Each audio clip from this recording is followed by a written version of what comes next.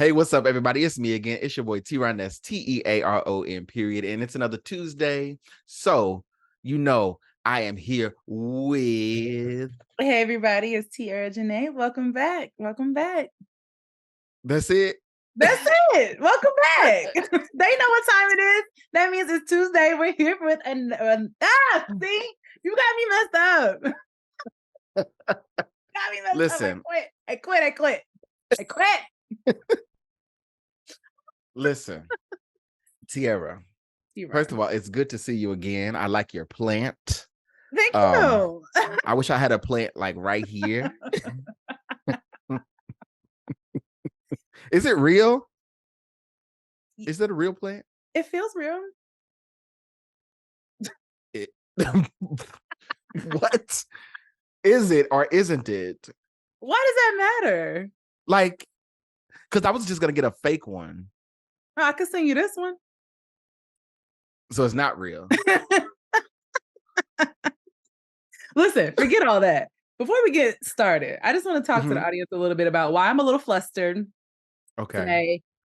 I'm a little upset with you. We had like a brief conversation leading into hitting record on this. And you let me know that you don't like the theme song to A Different World. Like I'm putting you on blast. I have to put you on blast because like that threw me off. Like I thought I knew you, but I guess I don't know you. Like I'm stressed. I'm upset. I can't believe why after we start, then you're gonna bring this up. Because I need to let the audience know why I'm a little flustered today. Because so that really you stuck on that. I'm stressed. No, I don't like it. Wow. That's it. I don't. It did not match the show to me. So if you were rating the theme song to A Different World, what would you rate it based on a scale of what? Our rating system. If I was rating the theme song of A Different World, it'd be a Kevin Hart. Please. Yeah. Please. Because it's not like it was. I mean, it's the Queen of Soul, right? So there's that. Yes. But it just did not match. Like, why do you want to go in with such like, hymnal vibes into this show about college students? I don't know. I didn't listen. Let's get back on track. We are not here to talk about A Different World. It was just you threw me with that. I wasn't ready. I mean, you just like hit me with that. As soon as we started to record, you hit me, and I just was like, I'm sure there are people that agree with me though. Nah, I'm sure that there are like 3 of y'all. Yeah, y'all should like start a little club committee. Well, it'd be the most intelligent committee for sure. That being said, let me ask you a question. What year was your mom born? Oh, just tell her. You want me to put my mama business on the internet? Give or take. In the 60s, late 60s. Okay. What year was your mother born? In the mid 60s. Yeah. What we getting at? We're getting at the point of this, where this movie that we're about to review takes place, and how it just is not that long ago. The civil rights movement, the March on Washington, right? All these things took place not in our lifetime, but literally in the lifetimes of those who bore us, right? That's true. I think people sometimes forget how recent that is, Yeah, that being said, I just want to set that tone so that way we kind of know what we're going for. Yes. We're not even 100 years removed. So it's true. It's very true. Hell, I mean, what? Only like 60 years maybe. Am I mathing? The math is mathing, baby. Hey, look at me. Well, which again, there's plenty of people who were around, who are living today, who saw this stuff in real time. But one of the things they may not have seen is with what we learn about in this new autobiography called Rustin about Bayard Rustin, the civil rights activist who was most notably known for being the one who led the took the steps to make the March on Washington happen, which of course is the place where the I Have a Dream speech took place, right? So a huge monumental moment. Although Bayard Rustin, when I say that, people may not even get a tingling. You know how you sometimes you hear a name and you be like, oh, I think I heard that name before. You may not even, because it's not someone who was taught, right? But Correct. this is a movie about an unsung hero who, by the way, they awarded him posthumously, of course, the Medal of Freedom. And I'm pretty sure, if I'm not mistaken, that was done during the Obama era. I'm gonna have to fact check that. But I say that to say this. Barack and Michelle actually executive produced this project as well as part of their Netflix deal. So I think that's really awesome that they decided to take a unknown character or an unknown, let's not say unknown. They decided to take lesser known. They decided to take a lesser known figure in history in the civil rights movement and share his story with us, which took a long time to be able to tell, based on the fact that Bayard Rustin was a notable civil rights activist, but he also happened to be a gay man in the 60s. And we know that his story wasn't going to ever be told then, right? Before we get into it, we're gonna let you check out the trailer and all that. Tiera, before we show the trailer, yes, what did you think going into this, or what did you know about Bayard Rustin going into this, if anything at all?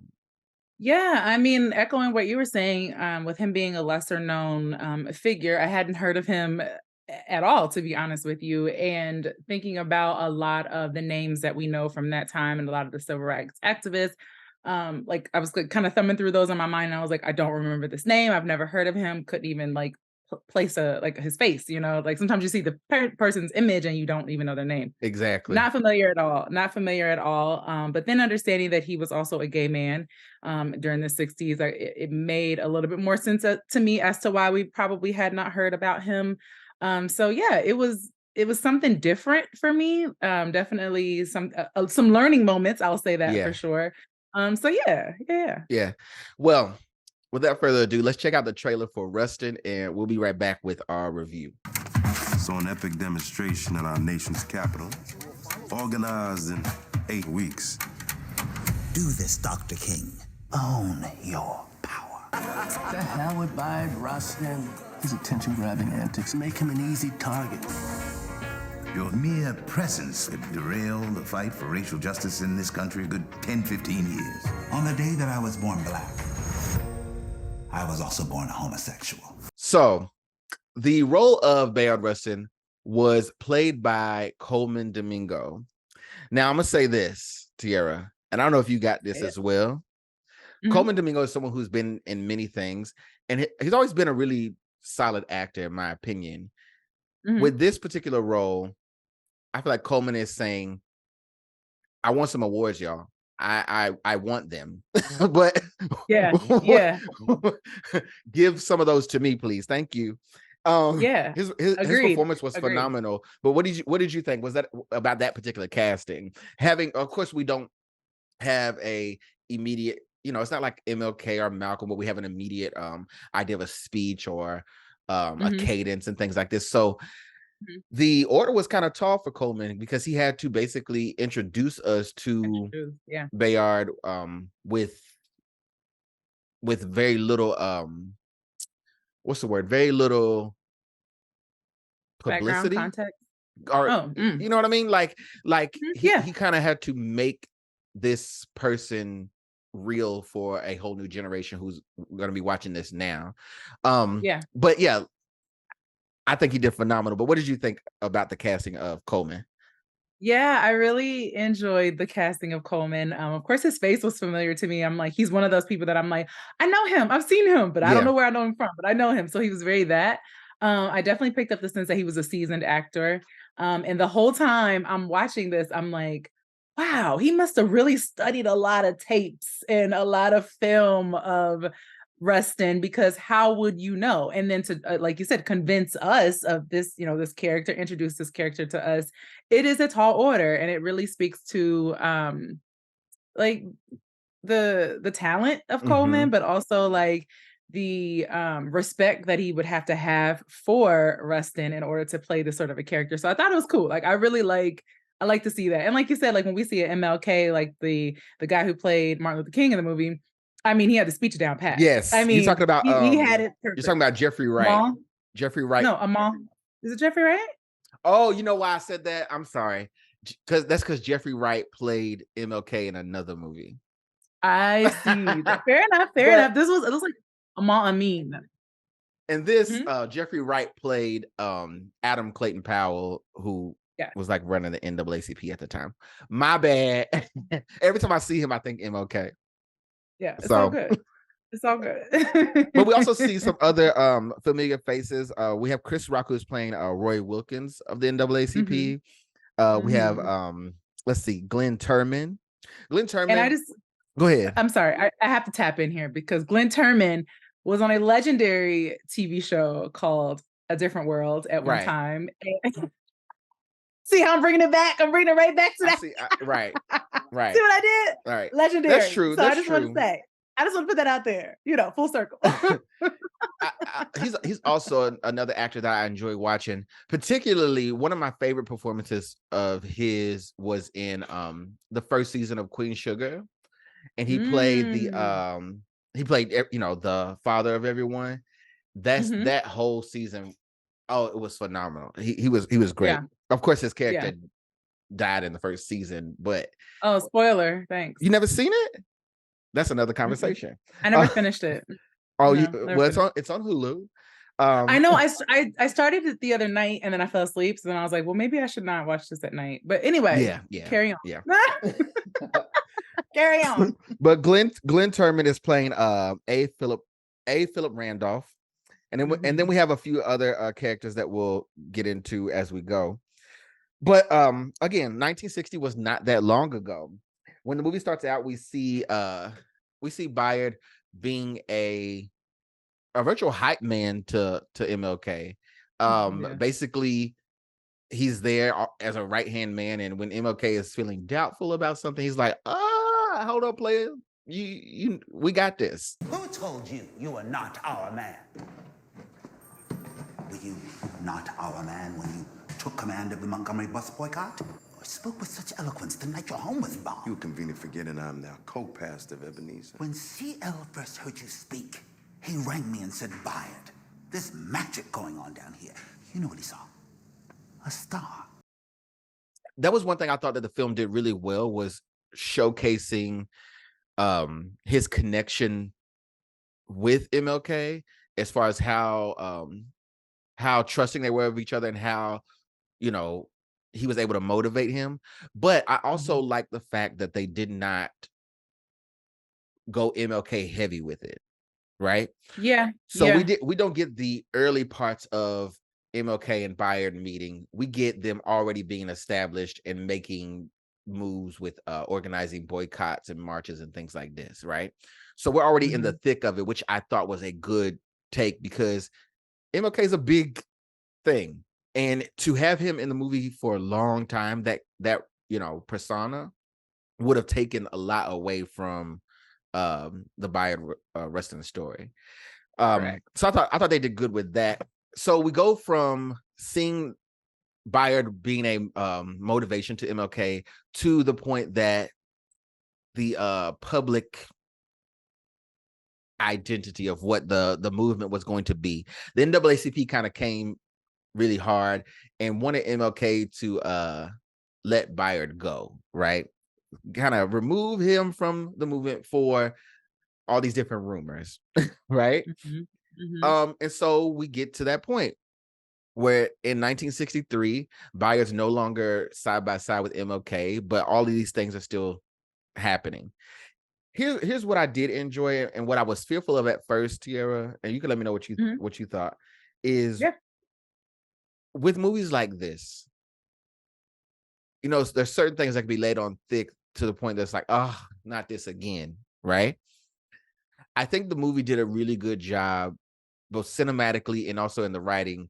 It put us in that time period, but it did not hit us over the head with the same stuff that we as African Americans already know. Yeah. What did you think about that? Because I was not trying to see the hosing and all that stuff. Yeah, it's interesting you say that because the opening scene of the movie kind of gives that, right? It shows Ruby Bridges going to school for the first time, in an integrated school for the first time. It shows Black people like getting food thrown on them, but like at the sit-ins and that sort of a thing. So I kind of thought that was the direction that this film was going to take. And I'm not gonna lie to you, I deep sighed because I was like, oh Lord, here we go. We've seen this. So it did scare me, but I appreciate the fact that like we showed it, we acknowledged it, and then we moved on from it. Because like I said, we don't need to see the same things over and over. We already know. Yeah. And I like that. Like again, they were putting us in that time period with those notable, images that we know without staying there. I appreciated that because I was like, yo, we're not doing this. So set the tone and move on, right? Again, we're in 1963, and one thing also I wanted to make note of is that we see Bayard in a like a house party situation, but it's also young people who were kind of coming together on one accord, wanting to come up with ideas for how they can, take a stand as far as civil rights go and things like this. And Bayard happened to be there amongst young people. And there's a scene that takes place where a white guy and a Black guy kind of getting a quarrel a little bit. And the Black guy is sort of telling the white guy, I don't know the character's name, sorry. He's telling the white guy, basically he's like, just because you are, from the North and you don't know your family or your history possibly relating to the South doesn't make you any different than a white guy in the South, right? So they're arguing these sort of, trivial facts.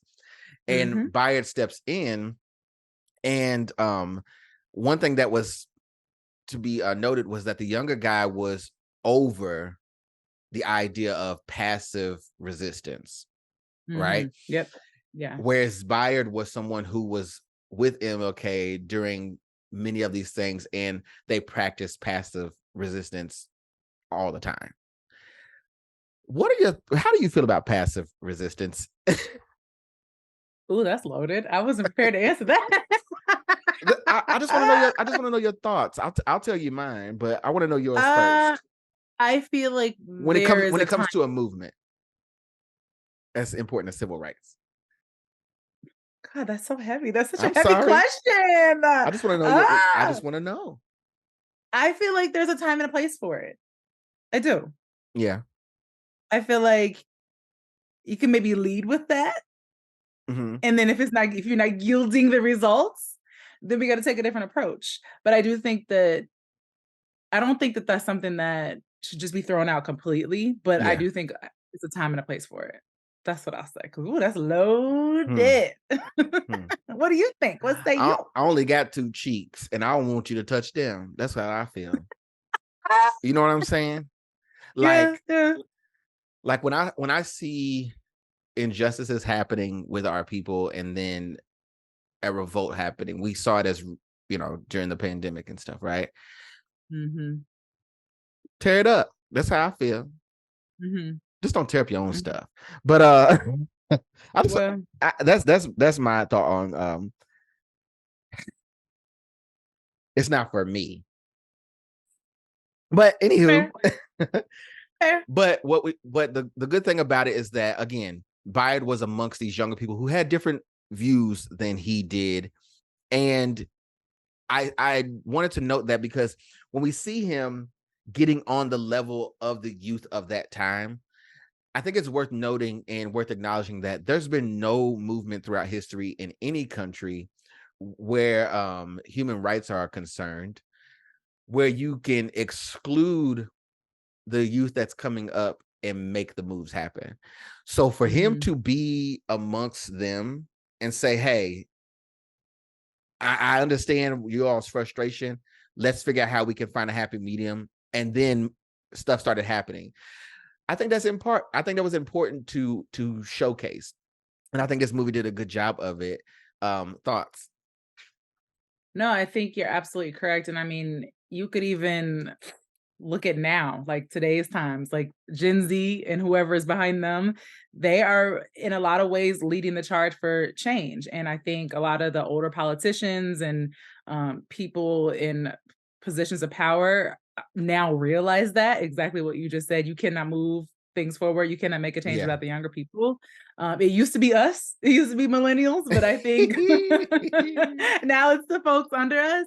So I thought it was cool that they showed that, and I appreciate them including that. But I want to know, and maybe this is something I missed, but how did he end up at that party? Because I was watching that and I was like, wait, isn't he way older than them? I was very confused by that. Like, what did I miss? That's a good question. I think I don't know. There was something that happened. I think he was invited by someone. I'm pretty sure he was invited by someone. But I can't recall. I just remember him. I do remember him coming in, but I think he was invited. Same. And I was like, how did he get to this party? Because it was one of the younger people who knew who he was invited him, and they were like, "Oh, do you know who he is?" Basically, so I forget. That's pretty much what happened. Was that one of the younger people knew of him and wanted him to come because they were meeting, for the same civil rights ideas and stuff. Okay. Yeah. Okay. Because I'm like, how he ended up at this party?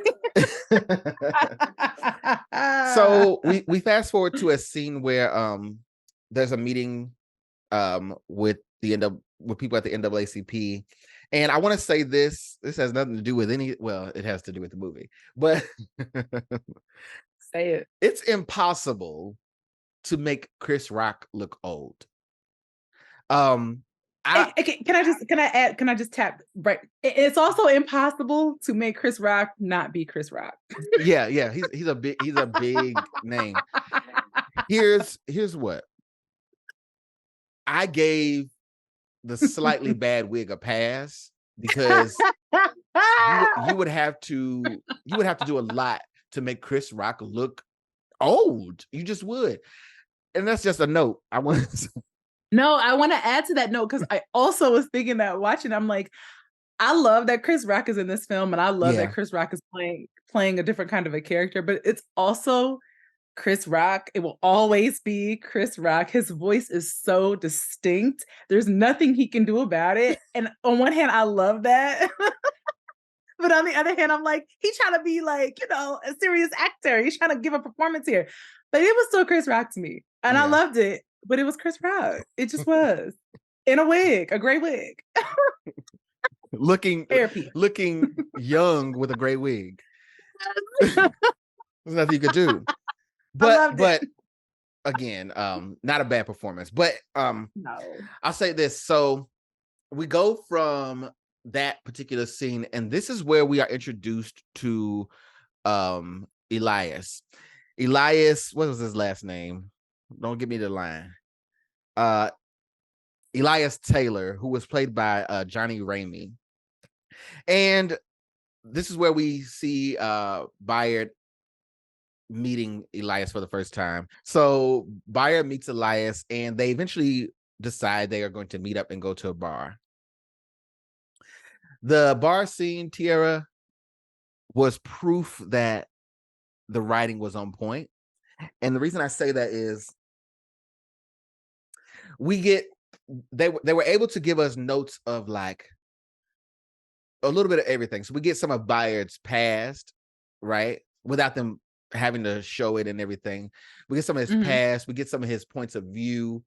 We also get to see him in a different setting where he's not having to be so political or, we get to see all of these things, and I don't know, I think they just did a really good job of like painting that picture and making it humanizing him. Let me use that. What did you think about that particular scene as it was happening? Yeah, I think it was very that you just said. Also, we got to see him let loose a little bit, like just be a little bit more regular. Although he was like this civil rights activist, very important figure, you got to see him be just a regular human, which I appreciated that. And it goes back to what we were saying about the actor who played him. Like, you have to, there's so much work and research that goes into being able to make a character like this come to life, especially because the audience doesn't know them.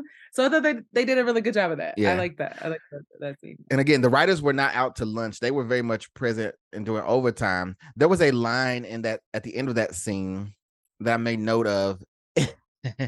So the character Elias Taylor is also someone who's, you know, trying to get his footing or whatever. Again, it's the 60s. He has a wife, but also he's setting himself up to be able to preach the gospel in a church, right? Or eventually take over, right? And there was a line in which Bayard says to Elias, he says, "How can you speak of salvation and not be able to save yourself?" I said, yo. I said, yo. Oh. the writers were like, "Oh, we're gonna put some stuff in here." Bars. And just with lines like that, they were able to give us again the time period without you know, making it like cheesy. You know what I mean? Correct. There was also another scene where we kind of have a temporary flashback, if you recall. So eventually they convinced Bayard to go to reconnect with MLK, to go back down to Atlanta. And what happens is he gets on the bus. He's getting on the Greyhound to travel back down to Atlanta. And he glances in the mirror and we shift to like black and white. And I thought it was clever, like as far as the cinematography on that, because it was only like 3 minutes where we were in black and white, but it was because it was 1942. And it wasn't necessary, but it was a way to like, again, they do a good job in this movie of setting the tones of the eras. And I think switching to black and white just to say, okay, we're in present day 60s. We're in 1940. We're going back even further now. So they just went to black and white for that. I thought that was a clever. Good detail. That was a really good detail. Yeah. And then we finally get a reconnection. So Bayard goes back to Atlanta. He meets up with MLK, first running into Coretta Scott King and her children at the home. In this case, Coretta is another big name who has been portrayed by many actresses over the years. In this case, she was played by Cara Peterson. And what I enjoyed about this was we got to see how close Bayard was to the King family, right? And then we get to a point where there's a scene with Bayard and MLK. And what I like about the scene was that the conversation was very intimate, and it was done in a very calm manner. I know this was done on purpose. So they're just kind of communicating, but it's a mutual like respect, but they get it across in just them two like speaking very calmly in the scene. I thought that was clever, but was that one of the points where you zoned out? Because I know you said there were some lulls in the movie where you were getting kind of bored. Put me on blast. Well, I want to know. I want to know. No, that's not the point that I zoned out. I would say a little bit after this part is when I started to zone out. So let's talk about the pacing of the film itself. So what do you think? What did you miss? What is? Well, I guess it would be when did you pick back up? What did you remember after that? Because that's what we'll know. We'll know where the dip was. And so for the audience who might be like, what are they talking about? So I shared with TeaRon prior to us recording that this movie, it was a little bit of a miss for me. Like, not that the acting was bad or the movie was bad. I was just bored. I'm gonna be real with y'all. I was a little bored with the film. I don't know if it was the pace or the subject matter, or as TeaRon pointed out, it's because you don't know the main character. You didn't know Rustin. Yeah. And there may be some validity to that. But yeah, I would say about the midway point, like I was there, I was with it. And then at some point it just like dropped off to me. And I don't know. I really don't know why that is. I really can't call it. I do think that there's something here where they avoid sensationalism. Yeah. That is true. Some sensationalism that could make the movie more attention holding, I think. But I was hoping that they did not do that. So like one point, Bayard's arrest in Pasadena. If you go and you do the research on that, it's pretty it's pretty wild. So basically he was arrested in Pasadena when he was doing some stuff in a car, let's say that, right? And that and so it's depicted in there, but we don't go there. The movie does not have to take us into that scene, into that flashback, into that moment, because I think they wanted to respect the fact that him being a gay guy during this era was a part of who he was, but was not all of who he was. And I think if they played into the sensationalism, we probably would be like, oh, this movie's keeping my attention, right? Because it's a lot going on. Yeah. But they avoided that. And I think that was the right call overall. Yeah, I would have to agree with you. I do agree with you. I think that this movie was done with a lot of respect for him in mind, and maybe respect for his family and legacy. I think that was really important. So I do appreciate that. But on that same note, it's a movie and it's supposed to be entertaining, right? So I'm watching this looking for entertainment value, and I didn't get a lot of entertainment value. However, I understand the reason why. I understand like the subject matter. This is more of a biography and not really like a drama or anything like that. So for me personally, it was a little bit of a miss. It was a lull. I actually probably would have preferred to see this in a documentary format as opposed to what it was. But that's just me. Yeah. Well. Yeah. Yeah. You like reality shows and stuff, but don't do me because you watch them right with me. You watch more than I do. But I can that's not true. I can put your business on the street. TeaRon, I won't put your business on here.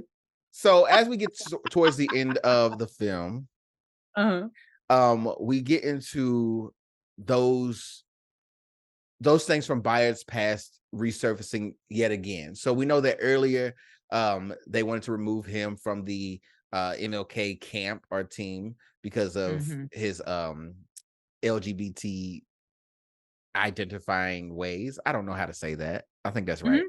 And then we see it resurface again, only this time it was broadcasted ahead of the March on Washington by what was the guy's name? Hoover was a jerk. Yuck, pooey. Yuck. So you have someone ahead of the he was the head of the FBI, right, at the time. And it basically he was broadcasting this arrest to sort of discredit, or that's pretty much what it was, to discredit Bayard's efforts in organizing the movement. But MLK, with his status at the time, he came out and he was like, yo, I'm standing 10 toes down. He didn't say that. But in modern times, he's like, look, that's my boy. I'm standing 10 toes down. What he do in his bedroom ain't none of my business. Ain't got nothing to do with nothing. And he's going to, lead this march on Washington. We're going to go and turn it out. Mr. Rustin is one of the most moral, one of the most decent human beings I have ever known. I'm proud to call him friend.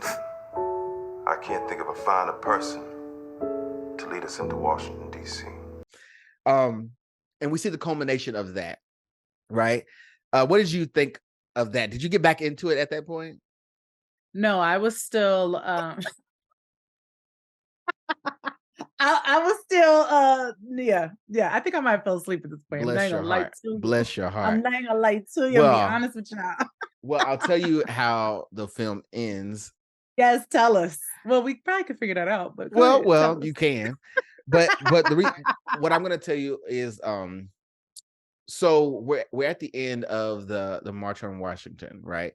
The speech has happened, and basically at the end of it all, the president invites MLK and crew to a meeting, right?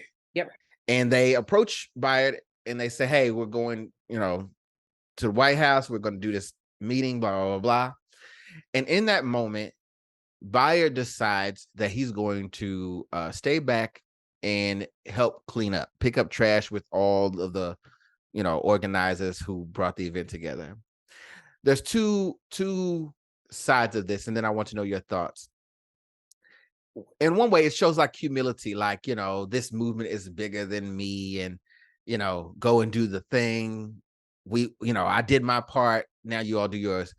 But then there's the other side where I think that if this happened the way that the film, details, I think that he didn't want to be a distraction at that point, because he had been considered a distraction or a risk or someone who they were really sticking their neck out for so many times before, that I felt like if he went along with them to the meeting with the president, that it would have been more sensationalism, which Tiera loves. What are your thoughts on that as I laid it out to you? I think if that were today, it would be totally different. It would be so different today. It would be celebrated, right? Like if he went up there with the crew today, it would be so celebrated. They'd be like, oh, they're so inclusive. Everybody has played a part in this. So I thought it was interesting watching it, or not watching, but listening to you from like today's perspective, as you were saying that. I'm like, it would be so different today.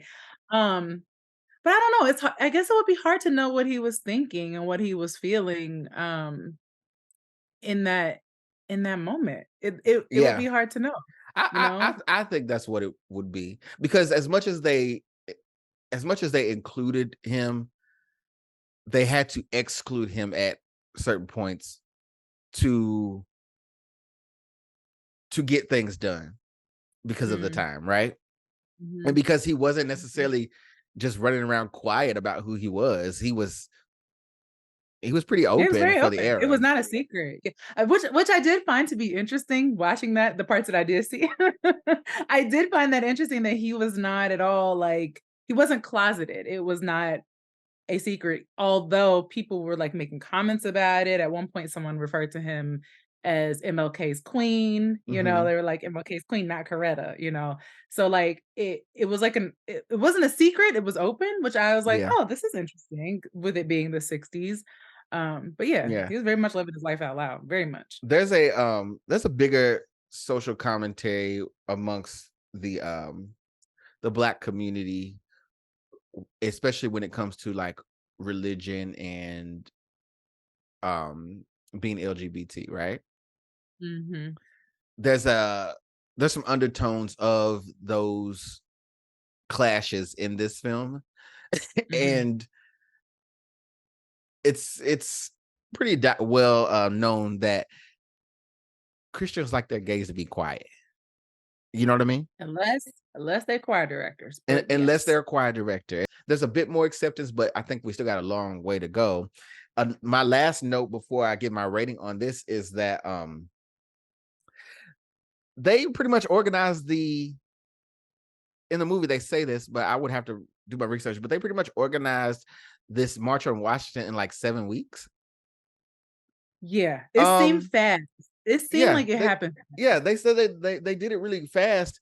They got a lot done with less technology than we have today. So can we talk about that? Because there were points where I was like, oh, I think there was a scene where they were talking about having porta potties or like the outdoor bathrooms or whatever. And I was like, duh, like, of course they need that. But in my head, I never thought about them having those at the March on Washington, like little details like that. I was like, oh shoot, like they did a lot with a little. Yeah. Because like if we did that now, like organized would be so much easier. But like then in theory, like, it should be easier. But it seems like it's much harder to get things done when I could just immediately message someone. Because you got to think you needed some coins, you need to go to the payphone, you need to set the landline. Come on, payphone. you know what I mean? You had to organize a lot of stuff. And this was everything from booking celebrities, getting buses from different cities to bring people in, getting the word out. Yeah. Like it's not like they literally today. had different, different people in different cities who represented their organization that would pull people in that group, and so that was a lot. So if any younger people watch this, come on, like they did it in 7 weeks. We'd be scrolling on TikTok, wasting time, getting nothing done. It's kind of sad. But as far as the film goes, yes, bring it back. I want to give my rating. I am going to give this movie a Queen Latifah. Okay. I was locked in. I was entertained. I do like. For me, it's one of those things where what they don't tell me when it comes to like historical pieces of biographies and all those things is what I don't know. I'm more inclined to go and research. I've always kind of been like that. So like I'll see something, I'm like, oh, this is interesting. And then I'll go and like read some articles, or I'll go and find a book. And I think that this gives us, again, it humanizes Bayard and gives his voice, sound, but they don't do the sensationalism. You can find out more stuff if you want to. But I still think overall the performances were there. I think that the cinematography, everything looked great. It doesn't seem like it was cheaply done, and it was well thought out. And they did everything that they could to present this figure in a respectful way, and also present them in a time that I think this person would be more, their story would be more accepted. It sucks that it took a long time to get this story told in this way, but everything happens when it's supposed to. Tiera, what you gonna rate it? How do you feel? How do I feel? So I oh man, so this film, I always think about like, would I go back and watch it again? Like that's one of the things I think about when I give my ratings. So the answer to that is no. But that's just because I personally was a little bored. As I mentioned before, I would have liked to seen this in a documentary format. I really do like documentaries. I love when stories are told in that way. So I would love to have seen the story told like that in a documentary format, maybe with interviews from people who knew him, or family members, or people who were, around at that time. I would have loved to see that. Maybe even like some commentary from the Kings and how, they felt about him and his involvement in the movement. So I would have liked to see it in that way. However, I can appreciate the performances. So from what I did see, I did really like the performances. I actually really enjoyed the main character. I think he did a great job of like bringing him to life, although this was someone that I didn't know. I enjoyed that. I enjoyed, like you said, the cinematography was good. I felt like the dialogue was good as well. Because sometimes with like the older like period pieces, some of the dialogue, you can be like, I wouldn't have said that back then. I felt like this was on point, but like in not a cheesy way. So I'm going rounds and rounds, but I'm going to say I'm giving this a Jennifer Lewis. Okay, I think that's totally fair. I think that rewatchability is important. I watch it again. Maybe I don't know. Maybe I know you would. Maybe one day you and I will have to do like a watch along or something where we watch something in real time. But not this. No. Okay. I'm down. Count me in. Well, with that being said, I am TeaRon. You can find me on all social medias. On Instagram at TeaRon World, on TikTok at TeaRon with 2 underscores, and of course, you can find Ubiquitous Blacks on various social media platforms. You can also email us questions, queries, info, or just sharing the love, ubiquitousblacks@gmail.com. Or if you're watching this on YouTube, you can leave a comment. Let us know what you thought about this particular film and what your review is. Or if you just want to share some love, you can leave that in the comments too. Tiara, where can they find you? Yes. Oh, and also just to tap into that YouTube comment note, please leave us some suggestions. We've been looking for those. Yo, me and TeaRon, we be going rounds and rounds trying to figure out We what to be review for y'all, working. what to talk about. We trying to like diversify. Give us some international films, some international shows, documentaries. Please send us suggestions. We are looking for them. So send them our way.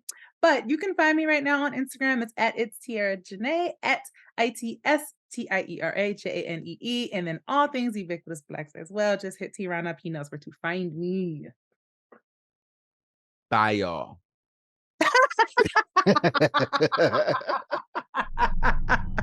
Beautiful. Bye.